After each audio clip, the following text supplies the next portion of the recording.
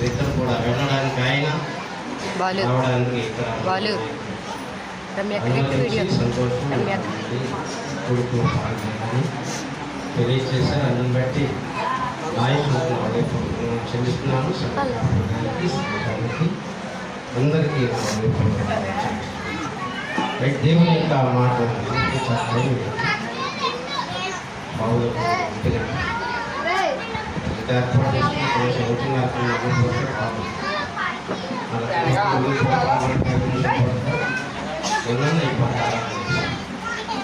So కాబట్టి కొద్ది నిమిషాలు దేవుని యొక్క మాటలు మనం విందాం.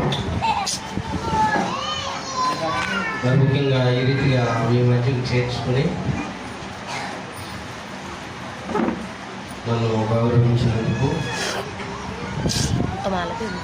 10 రెట్లు ఎక్కువ చెప్పినట్టున్నాడు అయ్యగారు. మామూలు రెట్లు కాదు, 10 రెట్లు. రక్షణ సైన్యంలో ఎప్పుడు ఏం జరుగుతుందో మనకి కాబట్టి మనం ఉన్నవాడితో సంతోషపడతాం. ఏదో మనకు దొరుకుతాడు ఏదైనా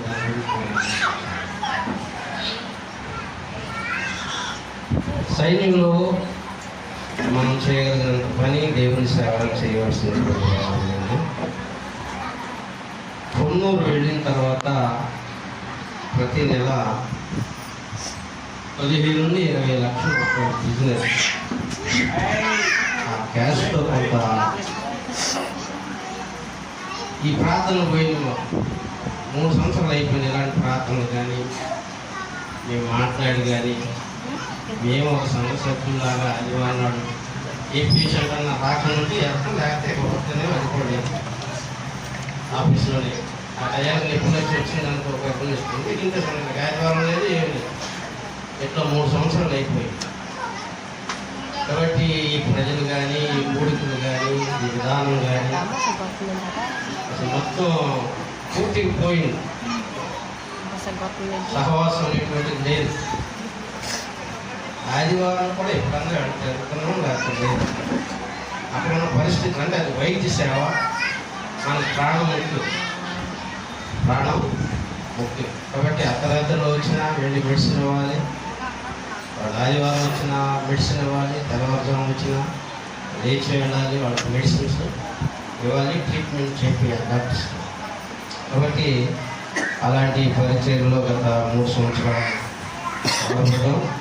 అయితే గత సంవత్సరం నుండి ఇంట్లో కొంచెం మాకు క్లాషెస్ వచ్చింది పిల్లలకి నాకు. ఈ పిల్లలు ఓపెన్గా నాతో మాట్లాడి మొదలుపెట్టారు. ఎందుకు మెడ్రాసులతో మాట్లాడి ట్రాన్స్ఫర్ చేసాము, ఇక్కడ అమ్మకు ఆరోగ్యం బాగుంటుంది కదా, ఇప్పటికే మనకు డిస్కులు పోయి నడవకూడదు, బిల్డ్ అవ్వకూడదు, ఏ పని చేయకూడదు. అలాంటి పరిస్థితుల్లో కూడా ఇక్కడ ఎందుకు కొనసాగిపోతున్నాం అడిగి ఏదో ఒక అపాయింట్మెంట్కి ఏదో వెళ్ళమని పిల్లలకి అడిగి అయినా నేను అడగలేదు. కానీ దేవుడు జ్ఞాపకం చేసుకుని జ్ఞాపకం చేసుకుని ఏలూరుకి మే 20వ తారీఖు మీద ఏలూరుకి రావడం జరిగింది. ఏలూరులో అమ్మగారికి 40 మంది పిల్లలు, అక్కడ 120 మంది పిలుచుకుని వస్తే ఇక్కడ 40 మంది పిల్లలు ఉన్నారు. ఇది చిన్న పిల్లలు అలాంటి నష్టం. నేను అక్కడ ఉన్న 27 సంఘాలకి థ్యాంక్ యూ. దేవుని యొక్క మాటలను ఇది ప్రస్తుతం మేము చేయించున్నటువంటి సేవ. మీ స్వకీయ ప్రార్థనలో జ్ఞాపకం చేసుకున్నప్పుడు మీ పోస్టులు చూస్తూ ఉంటాం. కానీ నేను రిప్లై ఇవ్వలేదు, చూస్తూ ఉంటాను కానీ అంత పోస్టులు రిప్లై మాత్రం ఇవ్వలేము. మీరు చూస్తున్న కార్యక్రమాలు చూస్తున్నాం. పరిశుద్ధ బైబిల్ గ్రంథం నుండి మీ అందరికీ నా అనుభవం దేవుని యొక్క మాటలు మనం విందాం. ఈ ప్రత్యేకమైనటువంటి రోజుల్లో చెప్పాలంటే ఇది 4వ సంవత్సరం తర్వాత ఇదే మొదటిసారి నేను ఉపవాసపోవడానికి రావడం. అనుకుని వెళ్ళిన తర్వాత ఎక్కువ లేవు. కొన్నూరులో అంటే కనీసం వారానికి ఒక ఇంటి ముందే పడడం. అక్కడ ఒక ఆయన కేరళ అయినా, ఇద్దరు అందరం వారానికి ఒకటి చర్చ జరుపుకున్నాడు. ఆ పేషెంట్లు నర్సులు వస్తారు. ఏలూరు వచ్చిన నాకు 6 నెలలు బట్టి అది కూడా పోయింది. సెంట్రల్ కోర్ మిగిలిన సభ్యులకు రావడం, ఆదివారం నాడు ఇలా కూర్చోవడం, పాస్ గారు చూసుకుంటాడు, వినడం, మనం ఏదైనా చేయాలంటే ఇవ్వడం మన పని చూసుకోవడానికి. కానీ ఈ ప్లాట్ఫామ్ మీదకి వెళ్ళి ఈ సువార్త చెప్పే పని పూర్తిగా 3.5 సంవత్సరాలు పని. ఇప్పుడు పరిచర్య అనుకోండి. అయినప్పటికీ మరలా ఈరోజు అయ్యగారు ఫోన్ చేయడం చాలా సంతోషించాను. ఎందుకంటే నాకున్న అవకాశాలు రావు, చూడాలని ఉన్న ప్రత్యేకమైన కార్యక్రమాలు చెప్పినా అటెండ్ అవ్వాలని ఉన్న అనుమతులు రావు. ఇదైతే తప్పనిసరి. దీనికి ఎందుకు అనుమతి వస్తుందంటే ఇది దేవుని సేవ. అదే పెళ్ళి అనుకున్నాం అనుకోండి, అంత అవసరం అంటారు అయ్యగారు మీరు ఇద్దరు మళ్ళీ అందులో హెచ్లు రాసుకోవాలి, నాకు పర్మిషన్ కావాలి, ఈ సేవలు కొన్నిసార్లు పరిమితులు ఇస్తూ ఉంటారు. కాబట్టి ఈ రీతిగా ఆముదాలపాలెం సంఘంలో దేవుని సువార్తను మరలా తిరిగి ప్రారంభించడానికి, లేకపోతే ప్రకటన చేయడానికి దేవుడు నాకు ఇచ్చినటువంటి ఒక గొప్ప భాగ్యం అని తలస్తున్నాను. పిల్లరా, దేవుని యొక్క పరిశుద్ధ బైబిల్ గ్రంథమును సీనియర్ పాస్టర్ ఇతర సంస్థలైతే రైట్ రెవరెండ్ బిషప్లు అంటారు. మనకైతే సీనియర్ పాస్టర్ రాష్ట్రానికి కర్నల్ గారు. దేవుని పరిశుద్ధ గ్రంథాన్ని వ్రాసినటువంటి వక్తల్లో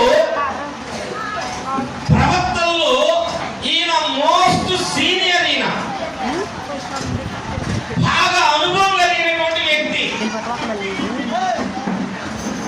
ఈయన రాసినటువంటి మాటల్లో ఈ 4వ వచనాన్ని నేను ఈరోజు మీతో మాట్లాడాలనుకున్నా. వాస్తవంగా అయితే నేను మాట్లాడాలనుకున్నటువంటి విషయమేమో యోహాను సువార్త మీద సిద్ధపడించాను. ఎందుకు బలిపీఠం మీద చెప్తున్నా.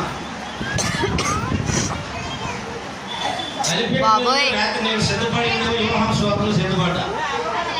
దోలో దిగిన తర్వాత మనసు మార్చుకున్నా. నిజంగా చెప్పేది, దోలో దిగి ఈయనకి ఫోన్ చేశా. ఈయన దగ్గర నుండి వచ్చిన రెస్పాన్స్ బట్టి నా మైండ్ మారిపోయిందా.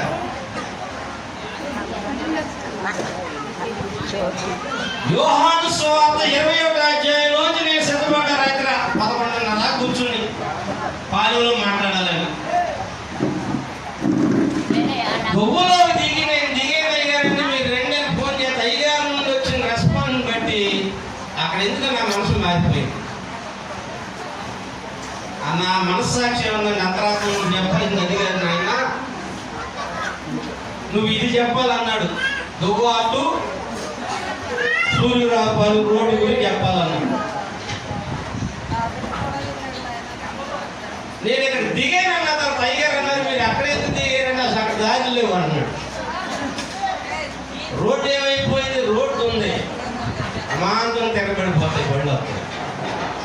ఏ ఆటో వచ్చినా తిరగబడిపోతాయి. అసలు ఈ దారే లేదు. మీరున్న కాలంలో ఆలోచన చేసి మీరు అక్కడ దిగేరేమో. మీరు దిగితే శాసనన్నా దిగాల్సిందే, లేదా పండుగన్నా నాకు తెలియక నేను దోపడి చేశాను. అక్కడ దిగిన తర్వాత ఈ ప్రదేశాల గురించి, ఈ మార్గం గురించి సమాచారం విన్న తర్వాత, ఎందుకంటే దేవుడు మరలా ఈ ఉపవాస కూడికలో నా ఆలోచనను మార్చాడు.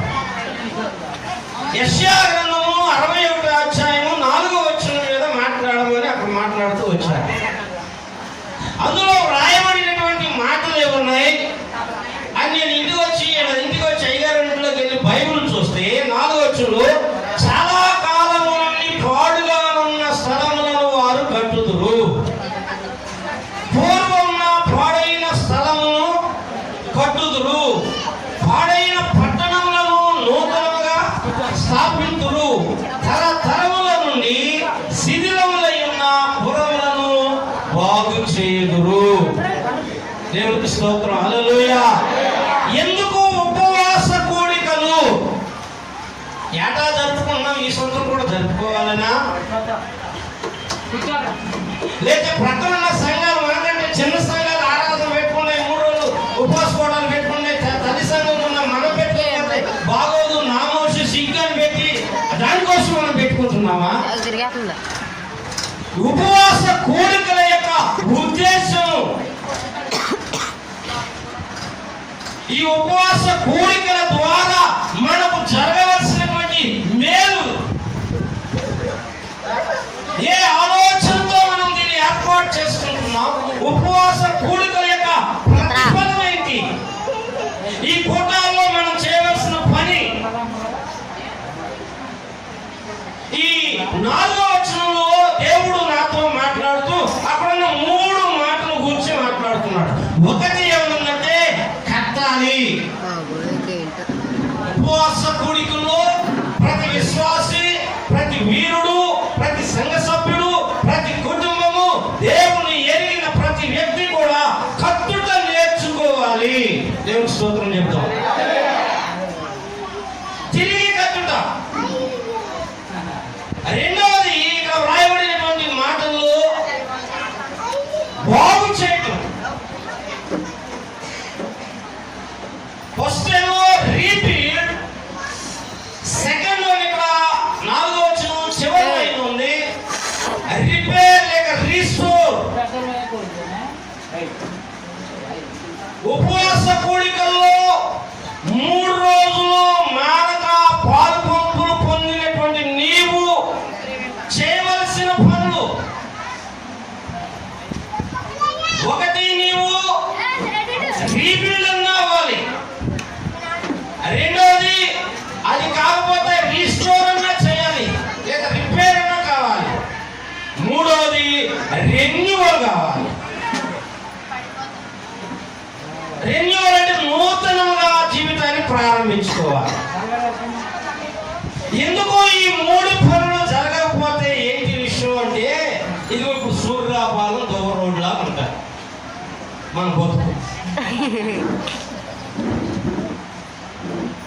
ఏమని తిరిగి కట్టుకోకపోతే ఏంటంట నష్టం? బాగు చేసుకోకపోతే, పరిశీలన చేసుకోకపోతే, సరి చేసుకోకపోతే, బాగు చేసుకునే కంటే మనకి క్రైస్తవ సరి చేసుకోవడం. సరి చేసుకోకపోతే ఏంటి నష్టం? లేదా అసలు పూర్తిగా నీవు విరుద్ధంగా ఉన్నావు. నిన్ను సృజించిన సృష్టికర్తవు నీవు తిరిగి ఒక నూతన జీవితాన్ని ప్రారంభించకపోతే జరిగే నష్టం ఏంటంటే, ఇప్పుడు ఎలా ఉందంటే అలా ఉంటుంది.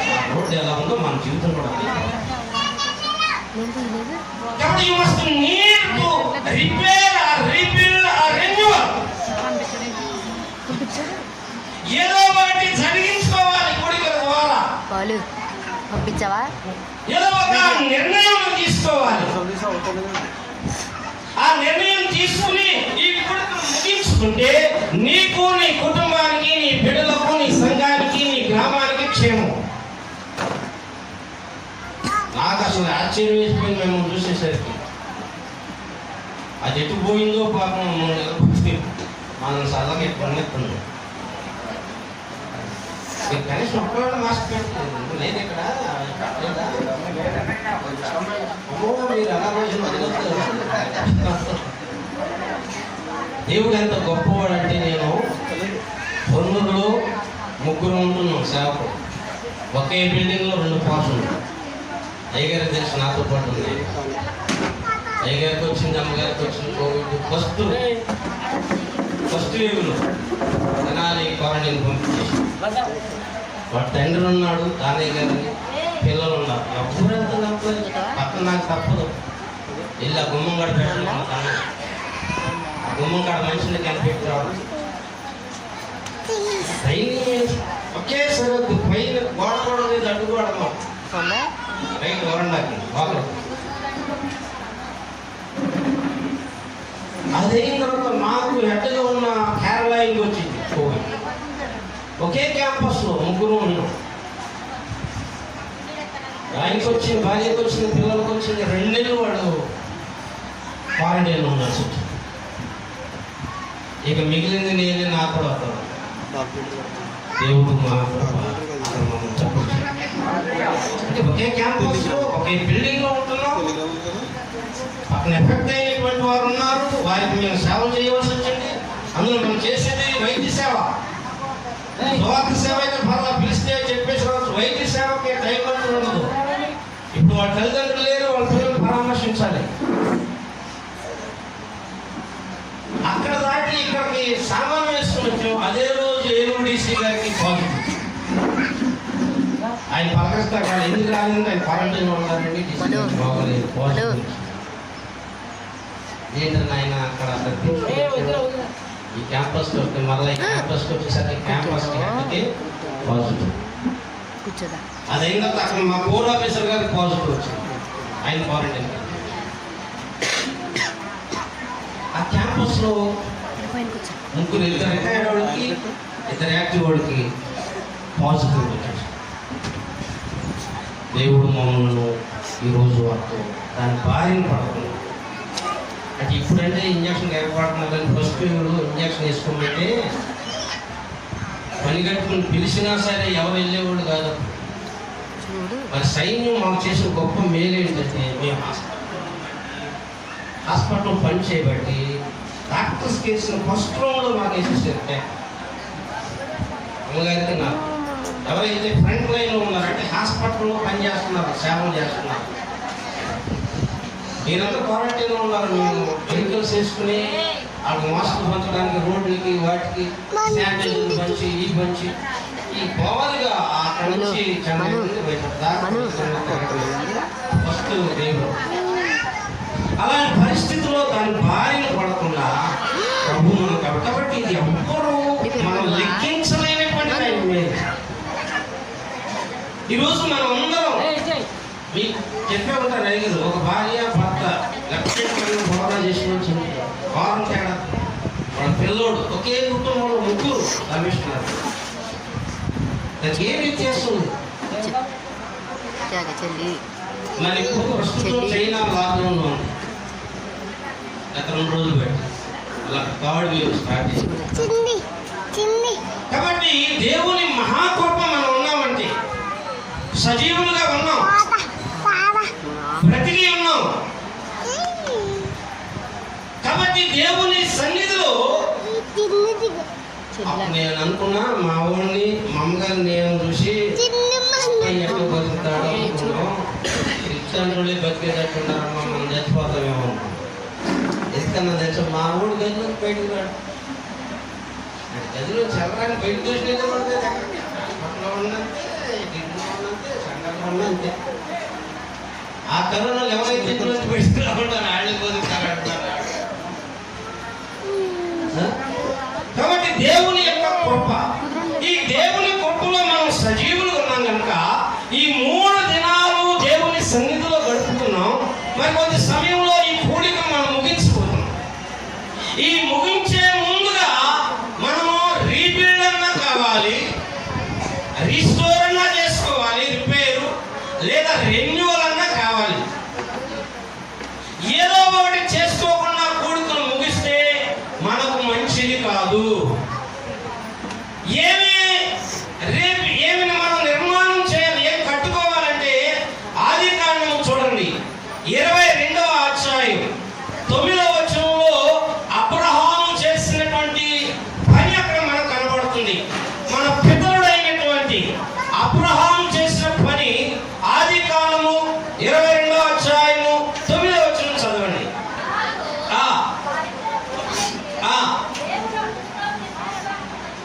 వచ్చినప్పుడు అబ్రహాము అక్కడ బలిపీఠము కట్టి కట్టెలను చక్కగా పేర్చి తన కుమారుడకు ఇస్సాకును, దేవుని యొక్క సన్నిధి, దేవుని యొక్క దర్శనము, దేవుని యొక్క ఆత్మ, దేవుని యొక్క నడిపింపు, దేవుని యొక్క సహాయము మనకు ఉండాలంటే మన బలిపీఠములను కట్టుకోవడం నేర్చుకోవాలి. బలిపీఠము హృదయానికి సాదృశ్యంగా ఉంది. ఈ హృదయాన్ని మనం ఎప్పటికప్పుడే రీబిల్డ్ చేసుకుంటూ ఉండాలి, తిరిగి కట్టుకుంటూ ఉండాలి. లేకపోతే హృదయం అనేటువంటిది చాలా మోసకరమైనటువంటిది. అజాగ్రత్తగా ఉంటే, అజాగ్రత్తగా ఉండి ఎక్కడున్నట్టుగా చూసాం, గమనం వెళ్ళి షామీలు దాని మీద సజెషన్ ఆ ఎల్లకుండా ఎక్కడైనా చూస్తాం అనుకోండి, ఆ అపాయం మందాక చేస్తాం. అందులో అనుమానం ఏమి లేదు. కాబట్టి తిరిగి నిర్మాణం చేసుకోవాలి. ఈ బలిపీఠం ఎక్కడైతే పాడైపోయిందో, బలిపీఠం ఎక్కడైతే బలిపీఠం అనేటువంటి నిర్మాణం జరగకుండా దేవునికి మన హృదయాన్ని అర్పించుకోకుండా ఉన్నాము, తిరిగి దేవునికి మన హృదయాలను సమర్పణ చేసుకోవాలి.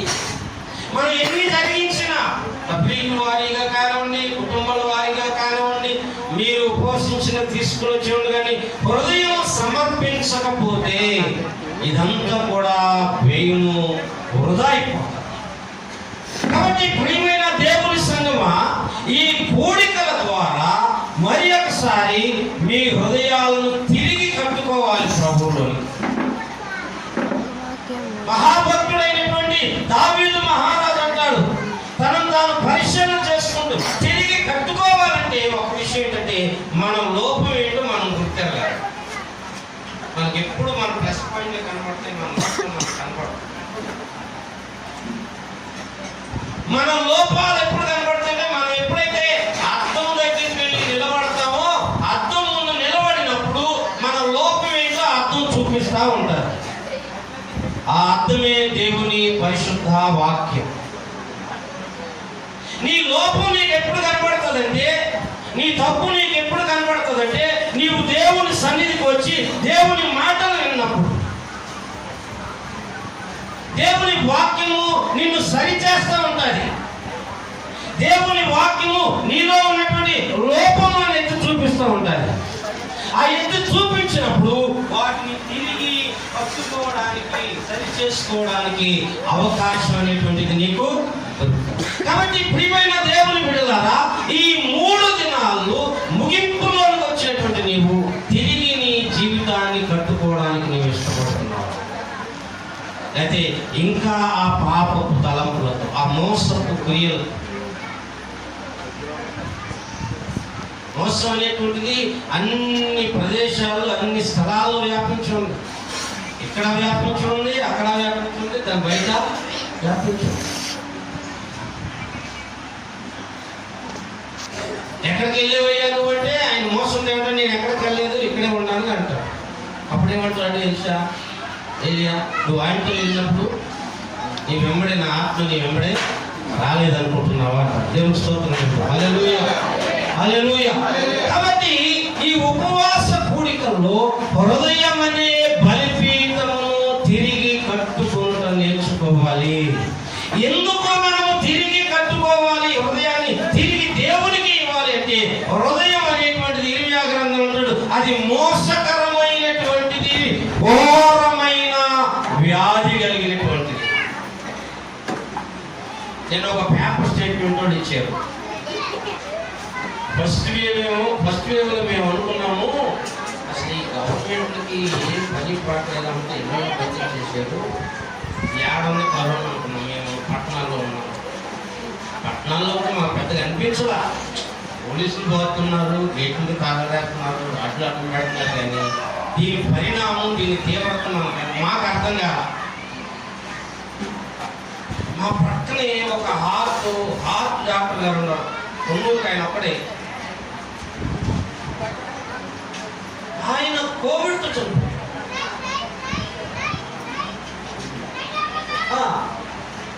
కొన్నూరు సిటీ మొత్తానికి ఒకే హాస్పిటల్, కార్డియాక్ హాస్పిటల్. దాని డాక్టర్ గారు కోవిడ్తో కేసులు ఉన్నాయనుకుంటా, అక్కడ కరోనా, అయితే డాక్టర్ గారు చనిపోవడం ఏంటనుకో. ఆమె ఫైనల్ స్టేజీలో. ఇప్పుడు నేను సారీ అన్నాను అనుకోండి, సారీ అంటే దాని అర్థం ఏంటి? ఓకే, దాని బాగా సరిపోయి. అదే డాక్టర్ పేషెంట్ సారీ అన్నాను ఏంటి, జీవితం లేదు. అలాంటి ఫైనల్ స్టేజ్లో ఉన్న వారిని ఎంతో మందిని బతికించిన ఆయన చనిపోయేసరికి మాకు అది ఉంది అనుకున్నాం. మైన్ గారు మొత్తం మీద డబ్బు ఉందా ఇదేదో తెలియని జబ్బు అనుకున్నాను. సెకండ్ వేవ్ వచ్చింది. సెకండ్ వేవ్లో కొన్ని రోజులు కొంత టైం వేస్తుంది. ఇప్పుడు థర్డ్ వేవ్ కాదు, మన పేపర్ 2 రోజుల క్రితం వచ్చిన పేపర్ స్టేట్మెంట్ 3 రోజులు అంటే 2 రోజులు. ఒక థర్డ్ వేవ్ అయితే, థర్డ్ వేవ్ కనుక స్టార్ట్ అయితే కోవిడ్తో అయితే ఎక్కువ టైం కూడా దాన్ని గుర్తించేలో వెళ్ళిపోవడం అయిపోవడమే అయ్యగారు మాటకి మనం చెప్పలేదు. 3 రోజులు మనకి మా పిల్లలకి ఈ చదివిన కానించి మా పిల్లలు రోజుకిద్దరు జ్వరం అంటారు, రోజుకిద్దరు జలుబు అంటారు, ఒక ఇద్దరు తలనొప్పి అంటారు, ఇద్దరు వచ్చి పొద్దున్నే జ్వరం కూర్చొని వేసుకుంటారు. వేసుకున్నాం ఏం చెప్పు ఈ జ్వరం చూడండి. 40 మందికి 20 బెడ్లు ఎట్టుకొచ్చి ఇద్దరు కొనుక్కోవాలి. ఈ జ్వరం ఇద్దరికి వస్తే ఇద్దరిని తీసి వేరే రూమ్లో పెట్టి అమ్మ మీరేదో సపరేట్ కొనుక్కోండి, వేరే మీరు మాట్లాడదు, మిగిలిన 35 మందితో కలవద్దంటే ఆడే ఏడుతారు, గౌరుగా నెడుతారు. మళ్ళీ ఆడే పసిపిల్లగా తీసి మాట చెప్పుకుంటారు. కానీ ఏడిస్తే అక్కడ ఆ పక్కన కొట్టుకుంటే అది ఎఫెక్ట్ అయితే దీని ఇన్ఛార్జ్ ఎవరు, హాస్టల్ ఎవరు చూస్తున్నారు, సూపరింటెండెంట్ ఎవరు, మీరేం చేస్తున్నారు? పిల్లలకు జ్వరం వస్తే మీరు పిల్లలతో పిల్లలకు జ్వరం వచ్చిన ఎట్లా కలవనిచ్చారు, ఎట్లా ఉండనిచ్చారు? గవర్నమెంట్ వాళ్ళు తాగడ ఎక్కువ. ఒక రోజైతే జిల్లా మ్యాజిస్ట్రేట్ వచ్చాడు హాస్పిటల్కి, పిల్లలు ఎట్లా ఉన్నారని. ఒక సిబ్బంది వాడు వచ్చి ఒక పిల్లలతో మాట్లాడి మీకు శానిటైజర్స్ ఇస్తున్నారా, నిబంధనలు పాటిస్తున్నారా, మీరు ఆరోగ్యంగా ఉన్నారా, ఏదైనా బలహీనత ఉందా, జ్వరం వస్తుందా, ఇలాంటి భయంకరమైనటువంటి దినాలలో ఉంటూ ఈ సజీవులుగా ఉంచినటువంటి దేవుని స్తుతించడానికి దేవుడు మనకు అవకాశం ఇచ్చాడు కనుక ఈ అవకాశాన్ని మనం జారవిడవకుండా తిరిగి మన జీవితాలను ప్రభువులో కట్టుకోవాలి. ఏ జీవితాలంటే అక్కడ ఏమన్నాడంటే పాడైపోయినటువంటివి. ఎక్కడైతే నీ జీవితం పాడైపోయిందో, ఏ సందర్భంలో ఏ విషయంలో నీ బ్రతుకు పాడైపోయిందో దానిని తిరిగి నిర్మాణం చేసుకోవాలి. ఈ ఉపదేశముల ద్వారా దేవుని సేవకులు నరసింహరాజు గారు కానివ్వండి, బీసీ గారు కానివ్వండి, లేకపోతే డిఎస్ గారు కానివ్వండి, ఇంకొకరు కానివ్వండి, నేను కానివ్వండి, వారి వారి ఉపదేశముల ద్వారా దేవుడు నీతో మాట్లాడుతున్నప్పుడు నీ జీవితాన్ని తిరిగి కట్టుకోవడానికి నువ్వు ప్రయత్నం చేయాలి, రీబిల్డ్ చేయాలి. ఒకవేళ రీబిల్డ్ చేయకపోతే ఇది రీబిల్డ్ చేసిన బిల్డింగ్, ఇది రీబిల్డ్ చేయకపోతే తిరిగి కట్టి ఉండకపోతే మందిరం అక్కడికి ఉండేదే కదా, బలిపీఠం అక్కడికి ఉండేది, అక్కడ ప్రజలు పైగా ఒక రాయి మూల పైకి లేచేది, ఆ మూల కిందకి లేచేది, ఆ వారంతా దిగిపోయింది. ఈరోజు ఇంత అందంగా మనం ఇక్కడ ఉన్నామంటే, ఈ సుందరమైన మందిరంలో నిశ్చింతగా మనం ఉన్నామంటే దీనికి కారణం ఏంటంటే దీన్ని రీబిల్డ్ చేసాం, మనం తిరిగి కట్టుకున్నాం. నీ జీవితం కూడా దీని మాదిరిగానే ఆలోచించాయి. నీవు తిరిగి కట్టుకుంటే నీ జీవితం మనోహరంగా ఉంటుంది.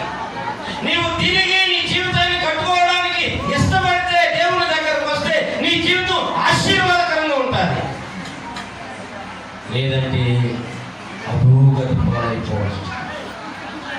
కాబట్టి ఎవరు నశించిపోవడం ఇష్టం లేక దేవుడు ఈ ప్రత్యేకమైన కోరికల ద్వారా తిరిగి మనం దేవునికి సమర్పణ చేసుకోవడానికి ఇది ఒక ప్రత్యేకమైన అవకాశం. ఇంకొక మాట ఇక్కడ ఏమంటాడంటే ఆ 4వ వచనంలో ఆ చివరి లైన్, తరతరముల నుండి శిథిలములై ఉన్న పురములను బాగు చేయుదురు. దేవుని స్తోత్రం చెప్పారు. హల్లెలూయా. ఒకటేమో తిరిగి కట్టుకోవాలి, రెండవది బాగు చేసుకోవాలి, రిపేర్ చేసుకోవాలి, సరి చేసుకోవాలి. వేటిని మనము సరి చేసుకోవాలంటే ఎక్కడైతే విలువబడినటువంటి ప్రదేశాలు ఉన్నాయో చూడండి. బైబిల్ గ్రంథము యెషయా గ్రంథము 58వ అధ్యాయము 12వ వచనం చదవండి. యెషయా గ్రంథము 58వ అధ్యాయము 12వ వచనం. పూర్వకాలం నుండి నేను వెళ్ళిపోయాను. ఆ తర్వాత సురేష్, ఆయన తర్వాత ఇంకొక ఆయన, నాకు ముందు ఇంకొక ఆయన ఇట్లా వెళ్ళిపోతానే ఉంటున్నాం, వస్తానే ఉంటున్నాం. ఇప్పటికీ కూడా మారకుండా హృదయాలు ఏమైనా ఉన్నట్లయితే నేను ముగించేస్తాను. మీరు నేను టైం ముగించేస్తా, ఏం ఇబ్బంది లేదు. అందుకే నేను నాగర్జున గడవడం కూడా మంచిది. నేను చేసి ఉన్నాను కాబట్టి మనకి టయానికి ఎన్ని ఎట్లా ఉన్నా టయానికి ఉన్నది మిగతా సమయంలో ఊరుకోటి పనిపెడతాడు.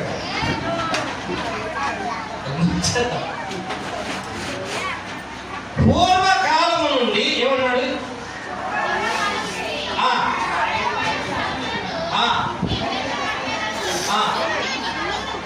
అనేక తరముల క్రిందట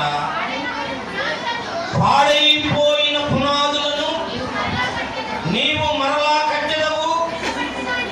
అది కాక విరుగబడిన దానిని అది బాగు చేసుకోవాలి. దేవునికి స్తోత్రం చెప్పి వీటిని బాగు చేసుకోవాలి. ఒకప్పుడు నువ్వు మందిరానికి వచ్చావు, మధ్యలో నీకు ఏదో మనసు కష్టం వినడం, నీ మనసు విరిగింది. ఇక్కడ మా కోపను బట్టు, లేకపోతే మీతో కూర్చున్న వాళ్ళు తోటి వాళ్ళ కోపను బట్టు ఏదో జరిగింది, సంథింగ్ నీ మనసు ఇరిగింది. ఆ ఇరిగినప్పుడు నువ్వేం చేసినట్టే ఇక నేను ఆ మందిరంలో వెళ్ళడానికి వేళ ఒక నిర్ణయానికి వచ్చేసాను. దాని ద్వారా దేవుని సహవాసానికి ఎడమ పెరుగుతుంది తప్ప నీవు దగ్గరకు రాదు. ఈ ఉపవాస కూడికల యొక్క ఉద్దేశం ఏంటంటే తిరిగి నీవు బాగు చేసుకోవాలి. ఎక్కడైతే విలువపడ్డావో, ఎక్కడైతే నీకు మనస్సు నొప్పి కలిగిందో, ఎక్కడైతే నీవు బాధపడ్డావో దానిని గ్రహించి సరి చేసుకోవాలి. ఉపవాస కూడికలో దేవుని దగ్గర దేవునికి స్తోత్రం చెప్పు. హల్లెలూయా. తిరిగి కట్టుకోవాలి, తిరిగి నీవు బాగు చేసుకోవాలి. బాగు చేసుకోకపోతే పరిశుద్ధాత్మ దేవుడు నీ మీదకి రాడు. దేవునికి స్తోత్రం చెప్తాం. హల్లెలూయా, హల్లెలూయా. ఇది చక్కని ఒక ఉదాహరణ ఏంటంటే రాజుల మొదటి గ్రంథము 18వ అధ్యాయం, రాజుల మొదటి గ్రంథం 18వ అధ్యాయం 30వ వచనం చూడండి. అప్పుడు ఏలియా నా దగ్గరకు రండి, జనులందరితో మీరు రండి, మన వచ్చే దేవుని మందిరం ఉంది, దేవుని సన్నిధి ఉంది. ఒకవేళ ఈ సభలకు ముందు పెద్దలు పిలుచుకుంటాడు, అందరూ పిలవకపోయినాయి కదా. పెద్దలు పిలిచి ఒకసారి రండి, స్త్రీ పెద్దలు పురుష పెద్దలు అందరూ కూర్చుని ఏలియా కూడా ఆయన దగ్గర ఉన్న ప్రజలందరినీ పిలిచి చదువు జనులందరూ అతని దగ్గరకు వచ్చి అతడు పడద్రోయబడి ఉన్న బలిపీఠమును దేవునికి స్తోత్రం. హల్లెలూయా, హల్లెలూయా, హల్లెలూయా. అంటే దేవుని సేవకులు కానీ దేవుని ఎరిగిన వారు కానీ మొట్టమొదట చేయవలసిన పని ఏంటంటే బాగు చేసుకోవడం నేర్చుకోవాలి.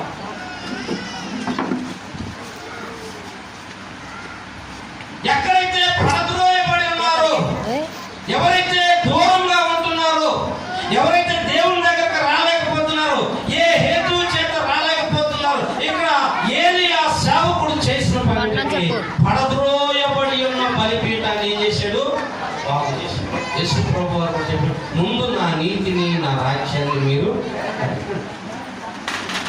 ఏలియా ఎదిగినటువంటి విషయం ఎందుకు దాన్ని బాగు చేశాడంటే బాగు చేయబట్టే పరిశుద్ధాత్మ అగ్ని దిగి దేవుని స్తోత్రం. హల్లెలూయా, హల్లెలూయా.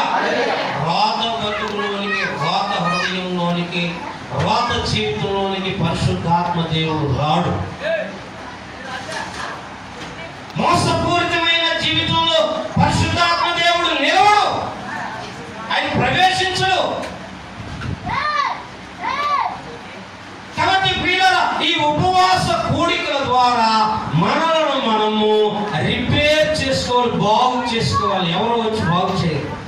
దేవుని వాక్యం నీతో మాట్లాడుతున్నప్పుడు నీ మనస్సాక్షిని నీ మీద నేరారోపణ చేస్తున్నప్పుడు అవును నీలో ఈ లోపం ఉందని దేవుని వాక్యం నీతో సూటిగా మాట్లాడుతున్నప్పుడు ఆయన సరిచేయని దేవునికి నీవు అప్పగించుకోవాలి.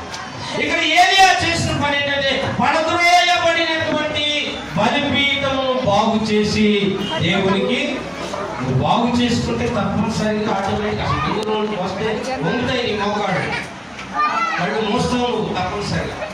బయట ఉంటే కళ్ళు మూయలేవు, కానీ మందిరంలోకి వస్తే వంగని మోకాళ్ళన్నీ దేవుని స్తోత్రం చెప్పు హల్లెలూయా. వంగని మోకాళ్ళన్నీ గ్యారెంటీగా వంగుతాయి. మూయబడని నేత్రాలు దేవుని సన్నిధిలో మూతపడతాయి దేవునితో మాట్లాడడానికి. ఎందుకు కళ్ళు మూసుకోవాలంటే కన్ను నేత్రాశను చూపిస్తూ ఉంటాయి. నేత్రాశకు మూలం ఏంటంటే కన్ను. అది చూడకుండా మనకి ఈ తెప్పులు ఉన్నాయి కాదు. ఎవరు అది చూసింది, ఈ లైట్ బాగా ఉంది అనుకుంది, ఈ కన్ను బాగుంది అని చూసింది. దానికి కారణం కన్ను. అందుకని ప్రార్థన ఎందుకు కళ్ళు మూసుకోవాలి? ఈ నేత్రాశ గురించి ఎదురుగా ఈ చీర బాగుంది, ఈ రెండు చీర బాగుంది, ఆయన బాగుంది, ఆయన మీసాలు అట్టున్నాయి, ఆయన మీసాలు తెల్లబండి ఎర్రబండి ఏమి చూడకుండా ఉంటారని ప్రార్థనలో కళ్ళు మూసుకుంటే మన ధ్యానం త్రియేక దేవుని వైపు కాబట్టి ఇక్కడ ఏలియా కూడా చేసిన పని ఏంటంటే దేవుని సంగమా ఆ ఏర్పాటు చేసుకున్నటువంటి ఆ కూడిక ఒకరోజు కూడిక ఏర్పాటు చేసేవాడు. ఉదయం నుండి సాయంకాలం వరకు జరిగింది సభలో. ఇక ముగింపులో చివరిలో ఆయన చేసిన పని ఏంటంటే పడద్రోయబడి ఉన్నటువంటి బలిపీఠాన్ని బాగు చేసుకున్నాడు. గత 3 రోజులుగా మనం వచ్చాం. ఈ 3వ రోజు చివరి కూడికలో చివరి క్షణంలోనికి మనం వచ్చాం. ఎక్కడ మనము పడద్రోయబడి ఉన్నాము, ఎక్కడ మనము విరగొట్టబడిన స్థితిలో మనం ఉన్నాము, పరిశీలన చేసుకుని దానిని తిరిగి దేవుని వాక్యం ద్వారా సరి చేసుకోవాలి. ఏలియా అక్కడ చేసిన పని దాన్ని బాగు చేసి యెహోవాకు ప్రార్థన చేస్తే ఏం జరిగిందంటే అక్కడ చదవమ్మా, అక్కడ చేయలేదు. యెహోవా వాక్కు ప్రత్యక్షమై కాబట్టి ఏలి అక్కడ దానిని బాగు చేయడం ద్వారా, రిపేర్ చేయడం ద్వారా, రీస్టోర్ చేసుకోవడం ద్వారా, అది భౌతికపరమైన బలిపీఠం కనుక దాన్ని రిపేర్ చేశాడు. ఆధ్యాత్మిక పరమైనటువంటి ఈ బలిపీఠంలో మనం రీస్టోర్ చేసుకోవాలి, నిలవ ఉంచుకోవాలి. గత 3 రోజులుగా చెప్పిన వారి మాట నిలవ ఉంచుకుని పశువు ఏ రీతిగా పశువు అంట మనం తోలికి వెళ్ళినప్పుడు ఆ తోలికి వెళ్ళి మళ్ళీ ఇంటికి తోలుకొచ్చేదాకా తినే పనిలోనే ఉంటుంది. అది అక్కడ నిలబడి వస్తుందా? అసలు మనం సాయంత్రం తోలుకొచ్చేదాకా తినే పనిలోనే. సాయంకాలం వచ్చి కట్టేసిన తర్వాత దాన్ని మరలా బయటకు తెచ్చుకుని నెమరు వేస్తా ఉంటాం. సో దేవుని పిల్లలంగా ఈ 3 రోజులు మీరు తినే పిల్లలు ఉన్నారు. ఆయా దేవుని సేవకులు వచ్చి మీకు తినిపించారు, మీరు విన్నారు. ఈ విన్న వాటిని ధ్యానంలోకి తెచ్చుకోవాలి, ఆచరణలో పెట్టాలి. ఆచరణలో పెట్టకపోతే ఈ కూడికల ద్వారా నీకు ప్రయోజనం, నీకు నీ సంఘానికి క్షేమం అనేటువంటిది, లాభం అనేటువంటిది ఉండదు. పరిశుద్ధాత్మ దేవుని కార్యాలు మనం చూడలేదు. దేవుని స్తోత్రం చెప్తాం. కాబట్టి ఏలియా పడద్రోయబడినటువంటి ఆ బలిపీఠమును కట్టాడు, దేవునికి ప్రార్థన చేశాడు. అన్యులు ఆశ్చర్యపోయారు. మన దేవుడి గురించి మనం ఏం గొప్పగా సాటించక్కర్లా, ఆయన కార్యాలు చూస్తుంటే వారే ఆశ్చర్యపోతూ ఉంటారు. ఈయన ప్రార్థన చేశాడు. ఉదయం నుండి సాయంకాలం దాకా ప్రగల్భాలు పలికినటువంటి వాళ్ళే బెంబేలెత్తిపోయి జీవం గల దేవుడు ఏలియా దేవుడే, ఏలియా సేవించుచున్న దేవుడే జీవం కలిగినటువంటి దేవుడు, ఏలియా సేవించుచున్న దేవుడే సర్వశక్తిమంతుడైనటువంటి దేవుడు. దేవునికి స్తోత్రం. హల్లెలూయా, హల్లెలూయా. కాబట్టి ప్రియులారా, అక్కడ జరిగిన కార్యం ఏంటంటే ఏలియా బలిపీఠం బాగు చేసుకుని దేవునికి ప్రార్థన చేస్తే ఆకాశము నుండి అగ్ని. ఎన్ని పాటలు పాడుకుని అగ్ని పంపించమన్నా అటువంటి ప్రార్థన చేసిన బలిపీఠం సరి చేసుకోకుండా, హృదయ శుద్ధి లేకుండా, హృదయాన్ని సరి చేసుకోకుండా, బాగు చేసుకోకుండా, హృదయంలో ఉన్నటువంటి ఆ కుటిలత్వాన్ని తొలగించుకోకుండా ఈ చెవితో విడిచిపెట్టినంత కాలము దేవుని కార్యాలను కాబట్టి ప్రియ దేవుని సంగమ, దేవుని కార్యముని చూడడానికి రీబిల్డ్ చేసుకోండి, రిపేర్ చేసుకోండి. మూడవదిగా రెన్యువల్ చేసుకోండి. మూడవ లైన్ చదవండి, 4వ వచనం. పాడైన పట్టణములను నూతనముగా స్థాపించు. అంటే ఒకవేళ ఎవరైనా ఈ తర్వాత నిజంగా రక్షణ పొందకుండా ఉంటే, ఆ పై రెండేమో రక్షణ పొందడం మనకి సంఘ సభ్యులకి, క్రైస్తవం అని పిలువబడుతున్నటువంటి మనకవి. మనం చేయవలసింది అటు రీబిల్డ్ అన్నా చేసుకోవాలి, ఆ రిపేర్ అన్నా చేసుకుంటూ ఉండాలి. మనం చేసుకోకపోతే సాఫీగా వెళ్తాం, బండి సాఫీగా వెళ్తాం. సాఫీగా వెళ్ళాలంటే నీ జీవితం, నీ కుటుంబం నీవు ఇప్పటికప్పుడే రీబిల్డ్ చేసుకుంటూ ఉండాలి, తిరిగి కట్టుకుంటూ ఉండాలి, ఎప్పటికప్పుడే సరి చేసుకుంటూ ఉండాలి. మూడోది ఇక్కడ మాట్లాడుతున్నమాట అంటే రెన్యువల్ చేసుకుంటూ ఉండాలి. నూతనంగా దేవుని కొరకు నిన్ను నీవు సమర్పణ చేసుకో. నేను ముగిస్తున్నాను. గలతీయులకు రాసిన పత్రిక 2వ అధ్యాయము 20వ వచనంలో ఒక మాట అంటాడు ఆయన, జీవించేది నేను కాదు. ఈ సభ ద్వారా ఒక్కడన్న మాట ఆ నిర్ణయం వస్తే చాలా సంతోషం. ఆత్మ రక్షణ కూడా చాలు. సంవత్సరానికి ఒక ఆత్మ కోరిక ద్వారా రక్షణలోకి వస్తే సంఘం అదే అభివృద్ధి చేస్తాం. దాంట్లో ఏం అనుమానం కూడా లేదు. చెప్పు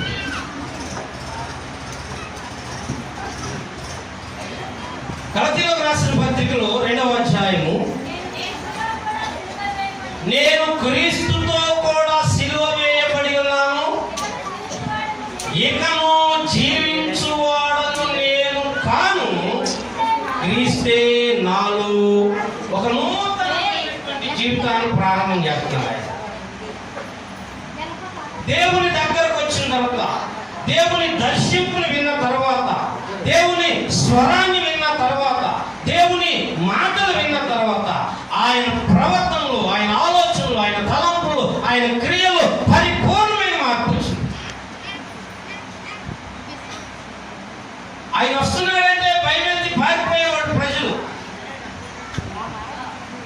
ఆ మనిషి మాట్లాడిన మనిషి వస్తున్నాడంటే ఆడు మామూలు కాదు, ఆయన హానికరుడు, హింసకుడు. వాడు ఏదో పెండలు పెడతాడు, ఏదో గొడవ చేస్తాడు. ఇక్కడ కూర్చుని ఆయనతో గొడవ పడే కంటే కమ్మగా లేచి వెళ్ళిపోవడం మంచిది. అవగాహన అని వెళ్ళిపోయేవాడు. ఎవరు ఆయన వచ్చే ప్రాబ్లం ఉండేవాడు కాదు, దేవుని ఆరాధించేవాడు కాదు. అలాంటి వ్యక్తి ఒక నూతనమైన జీవితాన్ని ప్రారంభం చేశాడు. దేవుని దర్శనం జరిగిన తర్వాత ఆయన ఒక నూతన తీర్మానాన్ని అక్కడ చేస్తున్నాడు. అందరం తీర్మానాలు, నేనన్నా అందరం చేసే తీర్మానాలు అవి మనం నిలబెట్టుకునే కాదు. నేను అనేది సరి అయిన తీర్మానం ఒకళ్ళన్నా ఇద్దరన్నా చేసుకుని దాని మీద నిలబడితే దానికి మించిన గొప్ప ప్రతిఫలం లేదు. ఎన్ని తీర్మానాలు చేసుకుంటున్నాం, ఎన్నిసార్లు దేవుడికి నిబంధన చేసుకోలేదు. ఆ సమయం వచ్చినప్పుడు, సందర్భం వచ్చినప్పుడు ఆ నిబంధన జ్ఞాపకం చేసుకుంటున్నామా, ఆ తీర్మానాన్ని జ్ఞాపకం చేసుకుంటున్నామా, మనం చేసిన ఒడంబడికకు కట్టుబడి ఉంటున్నాము. మనం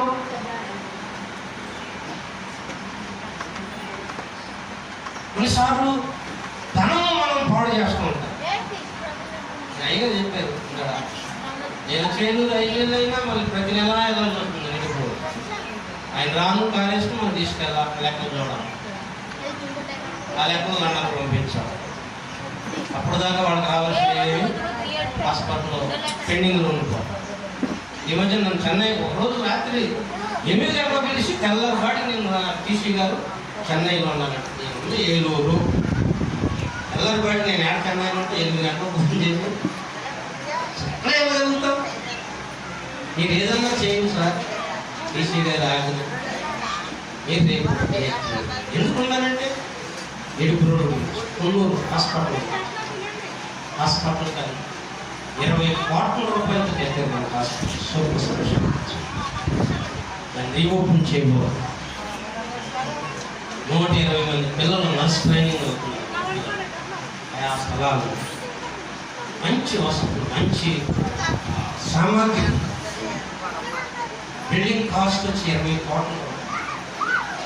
కోట్ల రూపాయలు నేను ఎదుగుగాంచి వాడించవచ్చు. దానికి జవాబుదారీతనాన్ని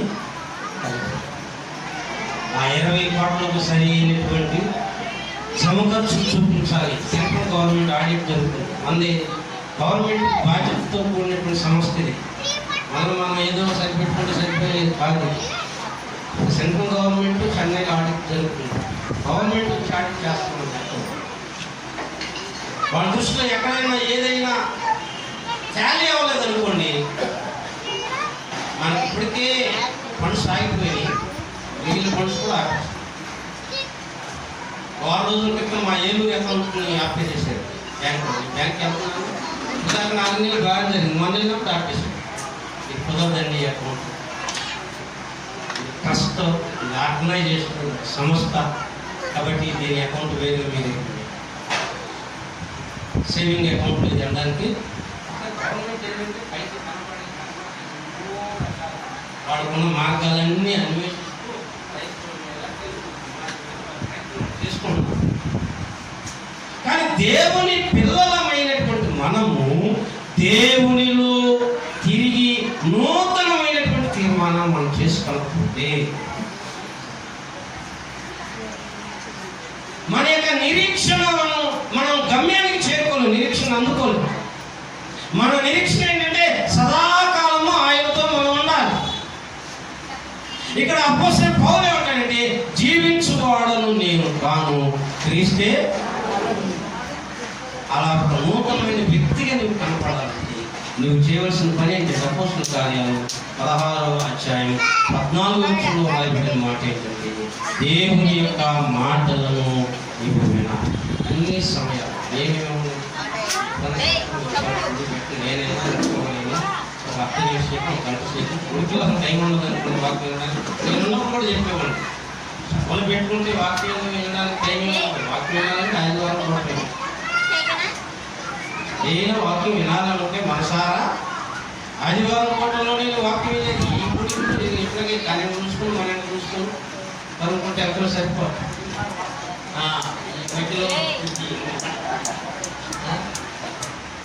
కాబట్టి దేవుని సన్నిధిలో అక్కడ చదవడము 16వ అధ్యాయం. అప్పుడు లూదియను ఒక స్త్రీ వినుచుండెను.